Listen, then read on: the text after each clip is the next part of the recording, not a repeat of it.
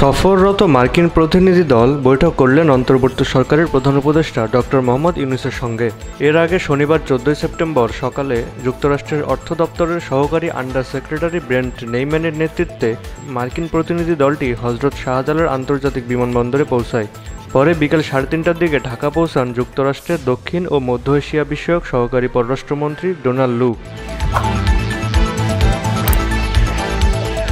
পররাষ্ট্র মন্ত্রণালয় সূত্রে জানা গেছে, বাংলাদেশে অর্থনৈতিক প্রবৃদ্ধি অর্জন, আর্থিক স্থিতিশীলতা প্রতিষ্ঠা ও উন্নয়নের চাহিদা মেটাতে যুক্তরাষ্ট্র কী ভূমিকা পালন করতে পারে সেই বিষয়গুলো নিয়ে এসব বৈঠকে আলোচনা করা হবে। গত 8 আগস্ট অন্তর্বর্তীকালীন সরকার গঠনের পর এটি মার্কিন কোনো উচ্চ পর্যায়ের কর্মকর্তাদের প্রথম বাংলাদেশ সফর।